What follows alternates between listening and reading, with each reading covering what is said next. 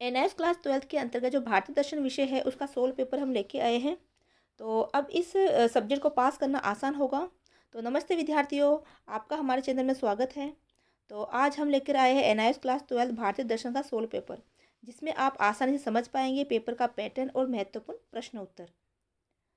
तो वीडियो को अंत तक जरूर देखें, और अगर आप चैनल पर नए हो तो चैनल को सब्सक्राइब जरूर कीजिए और बेल आइकन को जो है नोटिफिकेशन ऑन करके रखिए। तो देखिए, ये पेपर है आपका, जो कि हम इसके क्वेश्चन के आंसर हम देखेंगे, जो कि बहुत महत्वपूर्ण है, क्योंकि पिछले सत्र से ही एनआईएस ने अपना क्वेश्चन पेपर का जो पैटर्न चेंज कर दिया, किस तरह से वो पेपर है वो आएगा, उसमें कितने क्वेश्चन आएंगे, और इस क्वेश्चन के आंसर भी हम आगे देखने वाले हैं। तो वीडियो के अंत तक जरूर बने रहे। तो ये देखिए, आपके जो है पेपर के अंतर्गत टोटल 51 प्रश्न आने वाले हैं। तो ये ए, बी, सी, डी और ई भाग में विभक्त रहेगा आपका पेपर, और सभी प्रश्नों को करना अनिवार्य है। तो ए भाग के अंतर्गत हम देखते हैं कुल 1 से लेकर 20 प्रश्न उसमें दिए हुए होते हैं, जो कि बहुविकल्पिक प्रश्न होते हैं, एमसीक्यू टाइप के होते हैं। ठीक है, इसमें से प्रत्येक प्रश्न में एक 4 विकल्प में से सबसे उपयुक्त विकल्प चुने और लिखना होता है। इनमें से कुछ प्रश्नों पर एक आंतरिक विकल्प भी प्रदान किया जाता है, मतलब कुछ प्रश्न ऐसे होते हैं जिसमें अथवा में भी प्रश्न दिए हुए होते हैं। तो दोनों में से जो भी आपको आता है उनका विकल्प आप चुनकर लिख सकते हो।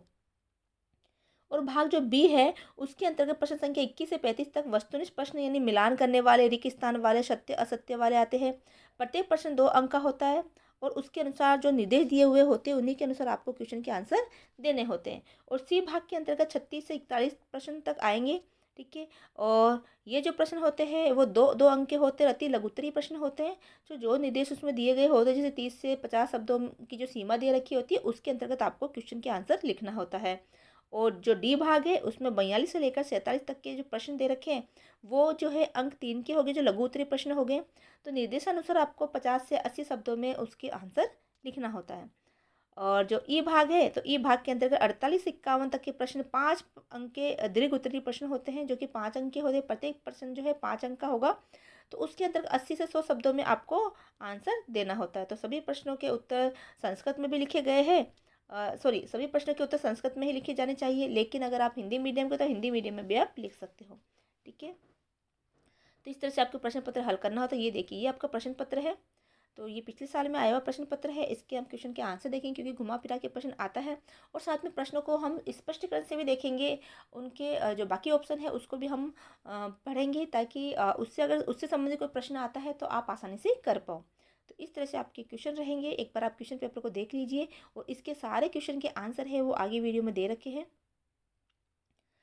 तो किस तरह से आपको क्वेश्चन आंसर करना है वो हमने यहाँ पर आगे बता रखा है। तो एक बार आप पेपर का पैटर्न समझ जाते हो, तो आपके दिमाग में, जहन में रहता है किस तरह के प्रश्न आने वाले हैं, किस तरह का पेपर पैटर्न आएगा, कितना समय आपको मिलने वाला था। समय की हम बात करें तो देखिए,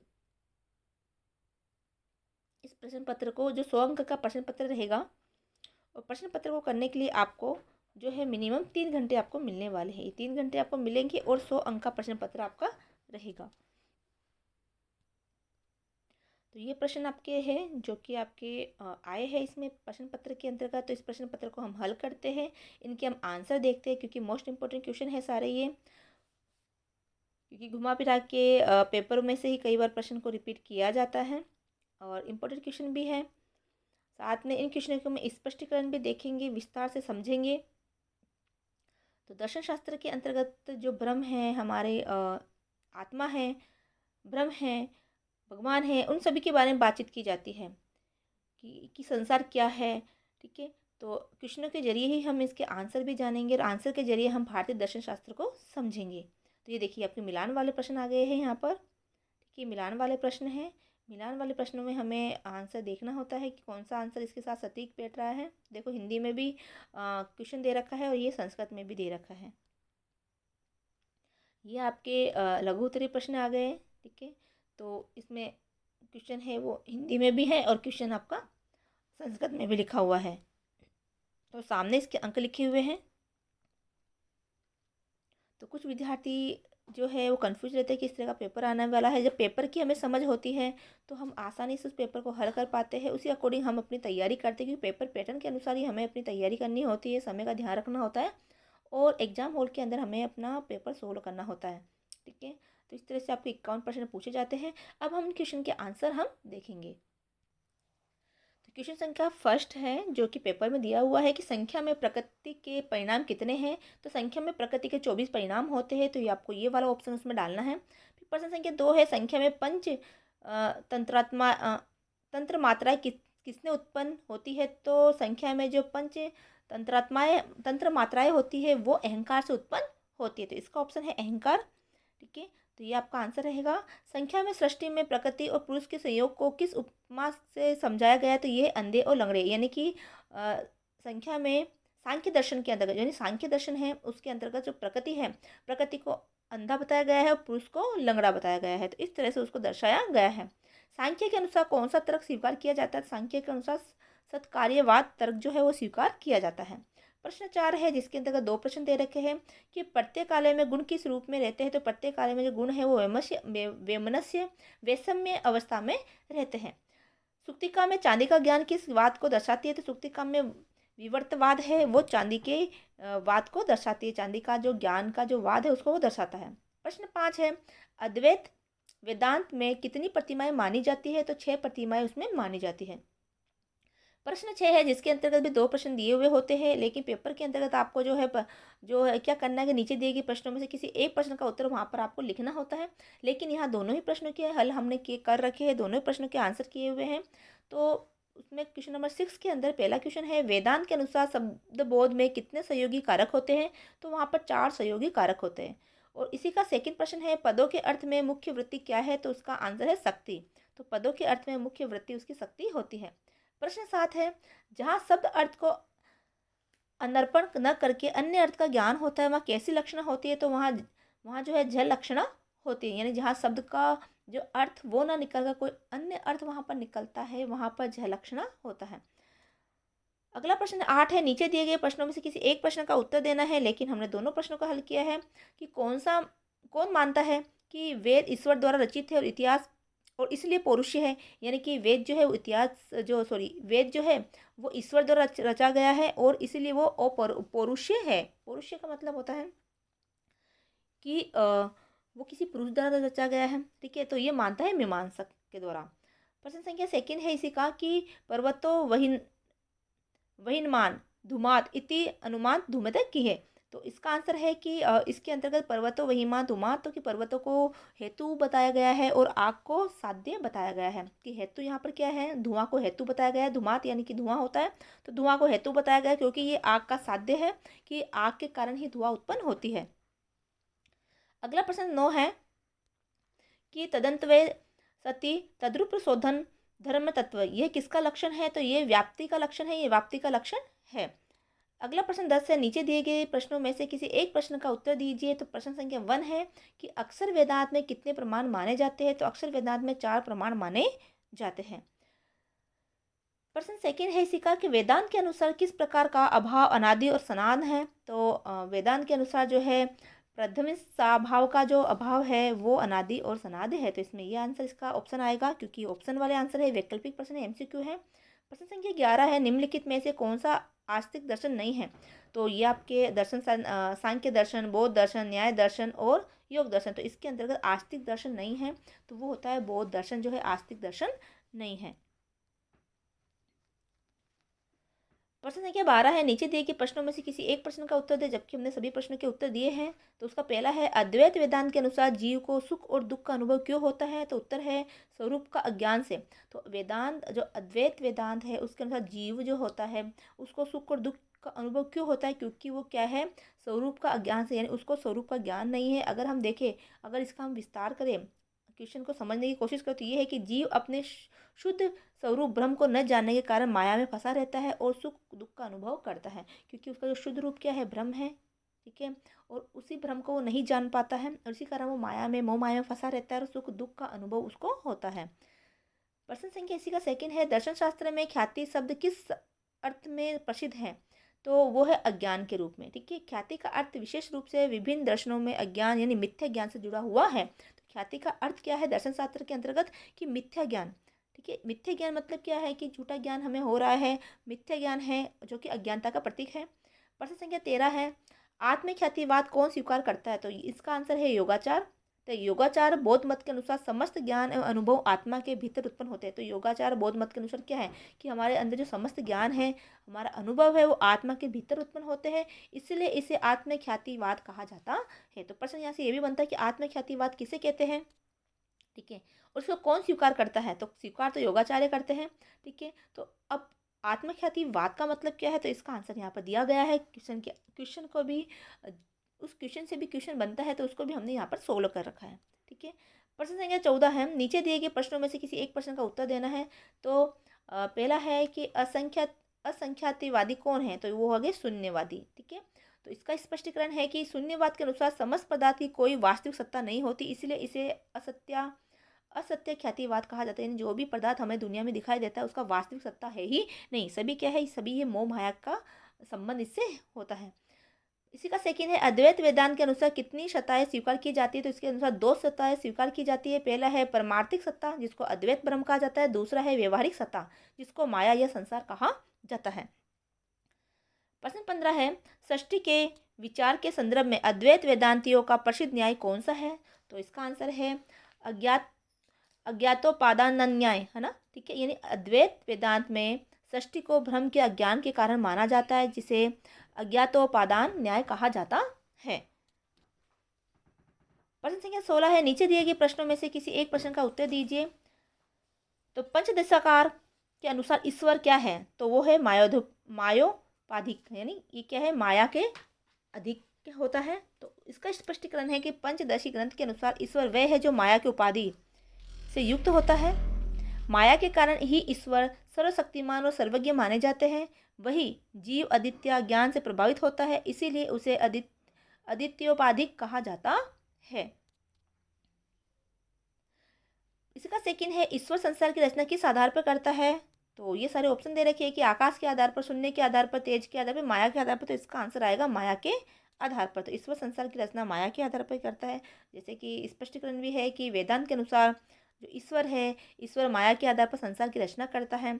माया ईश्वर की शक्ति है, जिसके माध्यम से यह संपूर्ण ब्रह्मांड प्रकट होता है। माया के 2 प्रमुख गुण होते हैं, आवरण शक्ति जो कि वास्तविकता को ढक देती है, और विक्षेप शक्ति जो संसार की विविधता को प्रकट करती है। वास्तविक शक्ति क्या है, उसको ढकती है, माया के अंधकार के अंदर उसको वास्तविकता अपना भ्रम ही नजर नहीं आता है, ठीक है। यही कारण है कि संसार को माया में दृष्टि कहा जाता है। हमारा संसार कैसा है कि मायामय है, संसार में कुछ भी नहीं, सिर्फ माया दृष्टि है, मोह माया है।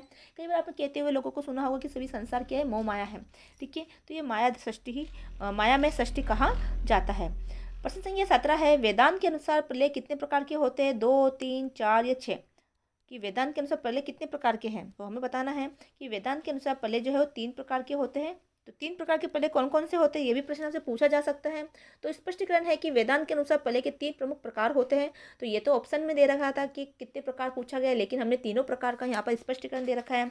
कि पहला है नित्य प्रलय, ये प्रलय प्रत्येक जीव के गहन निद्रा सुषुप्ति में जाने पर होता है। तो नित्य प्रलय में क्या हुआ कि जो भी जीव है वो गहन निद्रा में चला जाता है, बहुत गहरी नींद में होता है, जब उसकी इंद्रिय और मन संसार से अलग हो जाती है। नैमित्तिक प्रलय, तो नैमित्तिक प्रलय में यह प्रलय ब्रह्मा के एक दिन की समाप्ति पर होता है, जब समस्त सृष्टि ब्रह्मा के भीतर लीन हो जाती है और फिर पुनः सृजन होता है। सृष्टि का विनाश हो जाएगा, ब्रह्मा में लीन हो जाएगी और फिर दोबारा सृष्टि का जो सृजन होगा। प्राकृत प्रलय, यह प्रलय तब होता है जब संपूर्ण सृष्टि महाप्रलय में विलीन हो जाती है और सब कुछ मूल प्रकृति यानी प्रकृति तत्व में लय हो जाता है। इसीलिए वेदांत के अनुसार प्रलय 3 प्रकार के माने जाते हैं। तो आपको तीनों के नाम याद रखने हैं, ठीक है। कई बार मिलान वाले क्वेश्चन भी यहाँ से आ जाते हैं।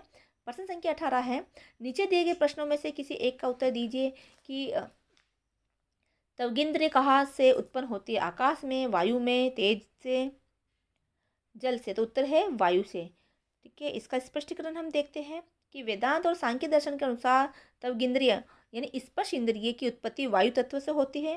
प्रत्येक इंद्रिय किसी न किसी महाभूत पंच तत्व से संबंधित होती है। तो हमारी जो भी इंद्रिय है, इंद्रिय में वो किसी न किसी रूप में जो है किसी न किसी से वो मिली हुई होती है, पंच महाभूत से संबंधित होती है। तो जैसे आकाश है, जैसे हमने देखा कि हमारी जो स्पर्श इंद्रिय है वायु तत्व से उत्पन्न हुई है। तो इसी प्रकार आकाश किससे संबंधित है, श्रवण इंद्रिय यानी हमारे जो कान की इंद्रिय है। इंद्रिया कितनी प्रकार की होती है, इंद्रिया वो होती है जिससे हमें ज्ञान प्राप्त होता है, ठीक है। तो हमारी 5 इंद्रियां हैं, अब 5 इंद्रियाँ कौन कौन सी है अगर हम देखें तो हमारी त्वचा है वो इंद्रिय के अंतर्गत आती है। स्पर्श इंद्रिय जो हमारी त्वचा से ही हमें स्पर्श का महसूस होता है। हमारी कान है, त्वचा है, नेत्र है, जीभ है, ठीक है, और घ्राण इंद्रिया, जिससे हम अपना जो हमारी नाक है जिससे हमें पता चलता है कि किस तरह की दुर्गंध है, ठीक है, वो भी हमें ज्ञान प्राप्ति का ही एक साधन है। तो इंद्रिय से हम ज्ञान प्राप्त करते हैं। तो यहाँ पर प्रत्येक इंद्रिय के बारे में अच्छे से बता रखा है। ये देखिए, आकाश आकाश जो है हमारे स्वर्ण इंद्रिय से संबंधित है। वायु हमारी त्वचा इंद्रिय से संबंधित है। अग्नि तेज दृष्टि इंद्रिय से संबंधित है, जिसमें अंतर्गत नेत्र आता है, ठीक है। जल है रसना इंद्रिय से संबंधित है, जो कि जीभ से संबंधित है। पृथ्वी है घ्राण इंद्रिय नाक से संबंधित है। तो अब यहाँ पर मिलान वाले क्वेश्चन भी आपको यहाँ से पूछा जा सकता है। ये सारे ऑप्शन ऊपर नीचे दिए जाएंगे, वहाँ मिलान भी करवा सकते हैं, ठीक है। तो इस तरह से इस क्वेश्चन का मैंने स्पष्टीकरण बता दिया है। इसलिए त्वचा स्पर्श इंद्रिय की उत्पत्ति वायु तत्व से होती है, क्योंकि यहाँ पर त्वचा के बारे में पूछा गया है, तो यहाँ पर वायु तत्व इसका ऑप्शन आएगा। लेकिन सारे ऑप्शन का यहाँ पर स्पष्टीकरण दिया गया है। अगला क्वेश्चन है, रसेंद्रिय कहाँ से उत्पन्न होती है। तो देखो, रसेंद्रिय कहाँ से उत्पन्न होती है, हमने पढ़ा ही है। रसेंद्रिय कहाँ से उत्पन्न होती है, रसेंद्रिय जो है हमारी ये जल से उत्पन्न होती है। तो आप इसका आंसर दे सकते हैं सीधा ही कि जल से, क्योंकि हमने पहले इसके बारे में जाना है जल से। तो इसका उत्तर यहाँ पर जल से भी दे रखा है। तो वेदांत और सांख्य दर्शन के अनुसार रसेंद्रिय यानी कि स्वाद इंद्रिया जो कि जीव होती है की उत्पत्ति जल तत्व से होती है। प्रत्येक इंद्रिय किसी न किसी पंच महाभूत से संबंधित है। तो पंच महाभूत क्या है, कहते हैं कि हमारी जो शरीर है, हमारी बॉडी है, पंच महाभूतों से बना हुआ है, जिसके अंदर आकाश, वायु, अग्नि, जल और पृथ्वी समाहित हैं। कि जब व्यक्ति की मृत्यु होती है तो वो इन्हीं पंच महाभूतों में विलीन हो जाता है। ये दर्शन शास्त्र के अनुसार कहा गया है। तो वापस वही यहाँ पर स्पष्टीकरण कहा गया है कि आकाश हमारे कान से संबंधित है, यानी श्रवण इंद्रिय से संबंधित है। वायु हमारी स्पर्श इंद्रिय से संबंधित है, जिसके अंतर्गत त्वचा आती है। अग्नि जो है हमारी दृष्टि इंद्रिय से संबंधित है, जो कि हमारे नेत्र आते हैं। जल है हमारी रसना इंद्रिय से संबंधित है, जिसके अंतर्गत हमारी जीभ आती है, जिससे हम स्वाद लेते हैं। पृथ्वी हमारी घ्राण इंद्रिय से संबंधित है, जिसके अंतर्गत हमारे नाक आता है, ठीक है। इसीलिए रसेंद्रियों की उत्पत्ति जल से होती है। प्रश्न संख्या 19 है, नीचे दिए गए प्रश्नों में से किसी एक प्रश्न का उत्तर दीजिए कि समाधि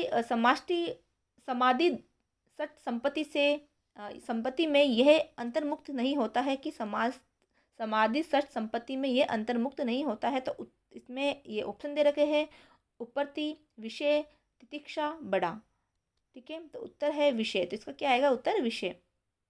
स्पष्टीकरण है कि समाधि षष्ठ संपत्ति यानी कि 6 गुणों का समूह। इसका मतलब क्या है, 6 गुणों का समूह वेदांत में आत्म साक्षात्कार के लिए आवश्यक गुणों में से एक है, जिसमें इसमें निम्नलिखित 6 गुण होते हैं। तो पहला है शम, मन पर नियंत्रण। शम का मतलब क्या होता है, 6 गुण के अंतर्गत समाधि षष्ठ संपत्ति यानी 6 गुण का समूह है, वो 6 गुण ये है, ठीक है। तो आपको यहाँ पूछ भी सकता है कि समाधि षष्ठ संपत्ति के अंतर्गत 6 गुण कौन से हैं। ये 6 गुणों को आप विस्तार समझाइए। तो पहला होता है शम, शम का मतलब होता है मन का नियंत्रण। अगला है दम, दम यानी इंद्रियों का नियंत्रण। उपरति यानी विषयों से विरक्त, जो भी विषय वासना होती है उससे व्यक्ति विरक्त हो जाता है। तितिक्षा का मतलब होता है सहनशीलता। श्रद्धा का मतलब होता है गुरु, शास्त्र और ईश्वर में विश्वास करना। और समाधान का मतलब होता है एकाग्रता और मानसिक स्थिरता का होना। तो इनमें से विषय यानी भौतिक सुखों और भोगों की वस्तुएं समाधि से संपत्ति का हिस्सा नहीं है। यह तो मानसिक विक्षेप का कारण होता है और आध्यात्मिक साधना में बाधा डालता है। तो विषय जो है वो समाज का जो है इसका जो है वो इसके अंतर्गत नहीं आता। पूछा गया है कि समाधि षष्ठ संपत्ति में ये अंतर्मुक्त नहीं, यानी उसके अंतर्गत ये नहीं आता है, तो वो होता है विषय, ठीक है। बाकी सभी इसके अंतर्गत आते हैं। तो 6 के बारे में आगे बता भी दिया गया है। तो ये तो विषय वासना से संबंधित है, भोग सुख सुविधा से संबंधित है, जो कि हमारी आध्यात्मिक साधना में बाधा उत्पन्न करता है। अगला प्रश्न इसी से संबंधित है कि विधि द्वारा विहित कर्मों का परित्याग है। विधि द्वारा विहित कर्मों का परित्याग है शम, दम, उपरति, तितिक्षा। तो उत्तर आएगा उपरति, ठीक है। उपरति का अर्थ है विधि द्वारा विहित यानी शास्त्रों में निर्दिष्ट कर्मों का परित्याग और मन को बाहरी विषयों से हटाकर आत्मचिंतन में स्थिर करना। तो उपरति का मतलब क्या होता है कि विधि द्वारा निहित शास्त्रों में निर्दिष्ट कर्मों का परित्याग, यानी जो भी हमारे संसार में जो हमारे कर्म है उससे हम परित्याग करें और मन को बाहरी विषय वासनाओं से हटाकर आत्मचिंतन में स्थिर करें। ये शम यानी मन पर नियंत्रण और दम यानी इंद्रियों का नियंत्रण के बाद आता है। जब आपका मन पर नियंत्रण हो जाता है, इंद्रियों पर नियंत्रण हो जाता है, तो ये जो स्थिरता है वो आप में आने लगती है।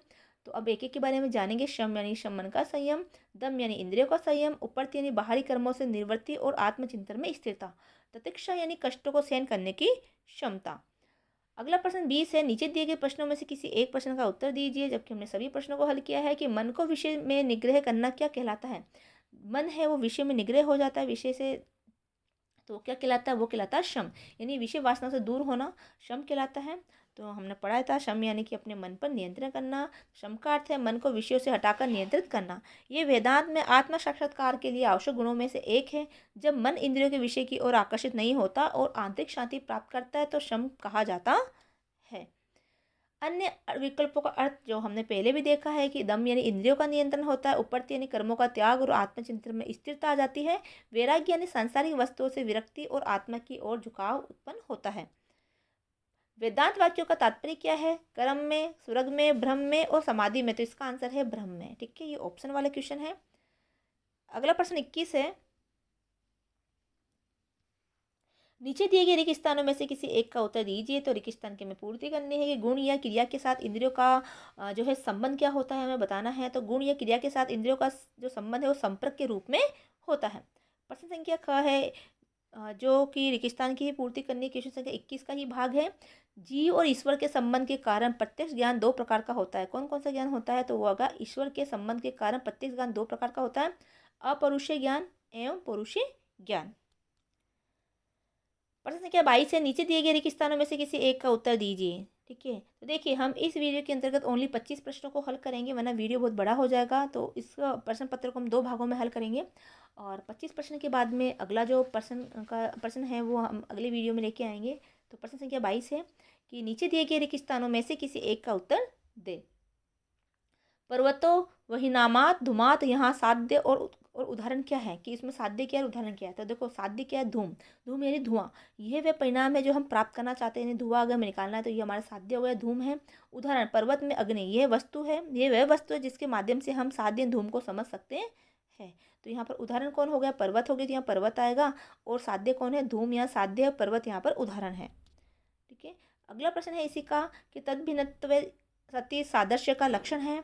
तो इसका आंसर जो है वो हम देखेंगे। अगला है नीचे दिए गए प्रश्न संख्या 23 है, नीचे दिए गए रिक्त स्थानों में से किसी एक का उत्तर दे। तो न निरोध न खालिस्तान न वध्यो न च। ठीक है, तो उत्तर है कि न निरोध न बधो न वर्धो न च। तो यहाँ पर क्या आएगा? बधो न वर्धो न च। तो यह वाक्य सिद्धांत वाक्य कहलाता है कि आत्मा न तो बंधन में है न मुक्त में। तो इस वाक्य का अगर हम अर्थ देखें तो ये है एक सिद्धांत वाक्य है जिसके अंदर बताया गया है कि आत्मा यानी पुरुष न तो बंधन में और न मुक्त है, न वध है, न ही निरोध है यानी नष्ट है। इसका मतलब है कि आत्मा निराकार और स्वतंत्र होती है, न उसको मारा जा सकता है। ठीक है, न उसका वध किया जा सकता है, न वो किसी से मुक्त, वो किसी के बंधन में होती है। ठीक है, तो ये है कि आत्मा निराकार और स्वतंत्र होती है और ये केवल हमारे माया अज्ञान के कारण ही बंधन में प्रतीक होती है। अज्ञानता के कारण ही वो हमें बंधन में लगती है। जब यह अज्ञान दूर होता है तब आत्मा को वास्तविकता का ज्ञान होता है और वह मुक्त हो जाती है। ये विचार सांख्य दर्शन में आत्मा के स्वाभाविक स्वतंत्रता को व्यक्त करती है। तो सांख्य दर्शन है उसके अनुसार इसको बताया गया है। अध्यास 2 प्रकार का होता है। कौन कौन सा? तो अध्यास जो है वो 2 प्रकार का होता है। ठीक है, पहला है विकारात्मक, दूसरा है निवर्तात्मक। यह वाक्य अद्वैत वेदांत में अध्यास के सिद्धांत को व्यक्त करता है। प्रश्न संख्या 24 से नीचे दिए गए रिक्त स्थानों में से उत्तर दीजिए। यतो वा इमानी भूतानि येन जतानि। तो यतो वा इमानी भूतानि जतानि जीवंती येन जतानि जीवंती। तो इसके अंतर्गत जो रिक्त स्थान में है, जो मैंने ये लाइन अंडरलाइन कर रखी है, वो यहाँ पर आंसर इसका आएगा। ठीक है, ये जो पद है इन पदों को यहाँ पर पूरा किया गया है। तो नीचे दिए गए रिक्त स्थानों में उत्तर दीजिए। क्वेश्चन संख्या 25 है, ये यथा माँ खालिस्तान तास्त एव। तो इसका जो रिक्त स्थान की पूरी हम पूर्ति हम करेंगे तो ये पूरी लाइन पहली वाली लाइन इसमें आएगी, जबकि पूरा ही जो दोहा है, पूरा ही जो पद है वो मैंने लिखा है कि यथा मा पर्वते तत्वे तास्तता एवं कौशलम। तो यहाँ पर कौशलम आएगा और यहाँ पर्वतते आएगा। आगे इसका देखते हैं अगर इस पूरे पद को, तो नाह निराकृत मचते परम पर्वतते। तो ये यहाँ इसका पूरा आंसर इसका होता है। तो आपको सिर्फ इतना ही पूछा गया है कि इस लाइन का ही आपको खाली स्थान में इसके शब्दों को हटाया गया है। सब पूछे कि इस वाक्य को पूरा करने के लिए, इस पद को पूरा करने के लिए कौन से उसमें शब्द आएंगे, तो ये शब्द आपको इसमें डालना है। तो इस तरह से हमारे 25 प्रश्न इस भाग में हम कंप्लीट करते हैं, क्योंकि ऑलरेडी आधे घंटे का वीडियो हो चुका है। तो अगले जो क्वेश्चन है हम अगले पार्ट में लेके आएंगे। ठीक है, तो ज़्यादा से ज़्यादा वीडियो को शेयर करें, चैनल को सब्सक्राइब करें। आपके जो अन्य साथी जिसने इस विषय को ले रखा था उसको भी ये वीडियो शेयर करें और इन प्रश्नों की आप बार बार प्रैक्टिस कीजिए, प्रश्न पत्र की प्रैक्टिस कीजिए और अन्य मोस्ट इंपॉर्टेंट क्वेश्चन है वो भी इसी चैनल पर डाले जा रहे हैं, तो चैनल को सब्सक्राइब करके जरूर रखिए। तो मिलते हैं अगले वीडियो में। जय हिंद, जय भारत।